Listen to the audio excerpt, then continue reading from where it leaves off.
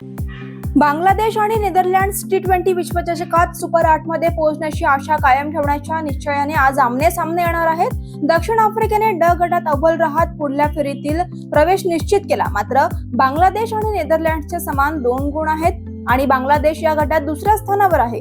बांगलादेशने पहिल्या सामन्यात श्रीलंकेला पराभूत केलं होतं, पण दक्षिण आफ्रिकेविरुद्ध त्यांना 4 धावांनी पराभवाचा सामना करावा लागला होता। त्यामुळे आजचा हा सामना अतिशय महत्त्वाचा ठरणार आहे आणि हा सामना आज रात्री भारतीय वेळेनुसार रात्री 8 वाजता खेळला जाईल। भारतीय संघाने T20 वर्ल्ड कप स्पर्धेत सलग तिसऱ्या विजयाची नोंद करून सुपर 8 मध्ये एंट्री मारली। अमेरिकेच्या 111 धावांच्या लक्ष्याचा पाठलाग करताना टीम इंडियाची दमछाक झाली, परंतु भारताने विजय मिळवला। विराट कोहली आणि रोहित शर्मा यांच्या अपयशानंतर ऋषभ पंत, सूर्यकुमार यादव आणि शिवम दुबे यांनी उल्लेखनीय कामगिरी करून अमेरिकेला पराभूत केलं। सूर्यकुमारचा झेल सोडणं अमेरिकेला महागात पडलं आणि सूर्यकुमार आणि शिवम यांनी केलेली 67 धावांची भागीदारी निर्णायक ठरली। T20 वर्ल्ड कप 2024च्या 26व्या सामन्यात वेस्ट इंडिज क्रिकेट संघाने शानदार कामगिरी करत न्यूझीलंडचा 13 धावांनी पराभव केला।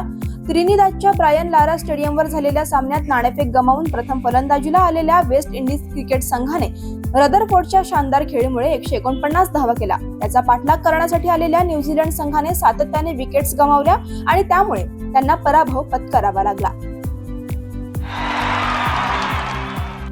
यूएसएचा स्टार वेगवान गोलंदाज सौरभ नेत्रावलकरने टीम इंडिया विरुद्ध अप्रतिम गोलंदाजी केली। या सामन्यात सौरभ नेत्रावलकरने विराट कोहली विरुद्ध एक खास विक्रमही केलाय।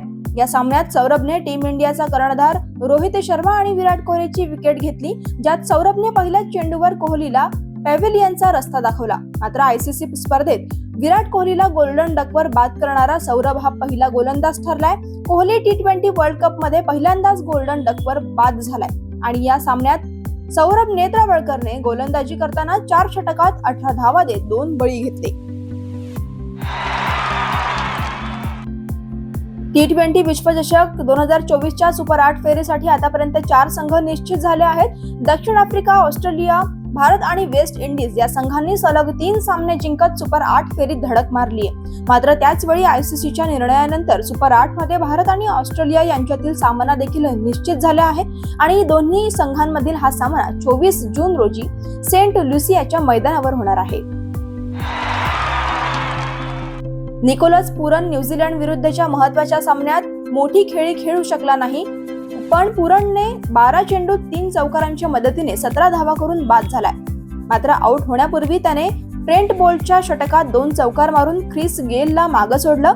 निकोलस पुरन हा वेस्ट इंडिजसाठी T20 वर्ल्ड कप मध्ये सर्वाधिक धावा करणारा खेळाडू ठरलाय। मात्र ख्रिस गेलने 79 सामन्यांमध्ये 27.92 च्या सिरीजने आणि 137.50 च्या स्ट्राईक रेटने 1899 धावा केल्या आहेत, ज्यात 2 शतके आणि 14 अर्धशतकांचा समावेश आहे।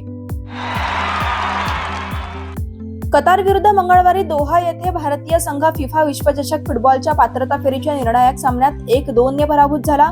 सामन्यादरम्यान दक्षिण कोरियाचे रेफरी किम वूक सुंग यांनी एक वादग्रस्त गोल यजमान संघाच्या बाजूने योग्य ठरवला होता। याविरुद्ध अखिल भारतीय फुटबॉल महासंघाचे अध्यक्ष कल्याण चौबे यांनी संबंधित अधिकाऱ्यांना या अन्यायावर तोडगा काढावा अशी मागणी केली आहे। इंडियन प्रीमियर लीगचे मूल्यांकन 2024 मध्ये 6.5% वाढून $16.4 अब्ज झालं आहे। अमेरिकन इन्व्हेस्टमेंट बँक होलियान लॉकच्या अहवालात ही माहिती देण्यात आली आहे। मात्र IPL मूल्यांकन वाढवण्यामागे टाटा समूह हे प्रमुख कारण आहे। टाटा समूहाने पुढील 5 वर्षांसाठी सुमारे $300 दशलक्ष टायटल स्पॉन्सरशिप विकत घेतली आहे। ही किंमत मागील हंगामातील 335 कोटी रुपयांच्या डीलपेक्षा जवळपास 50% जास्त आहे।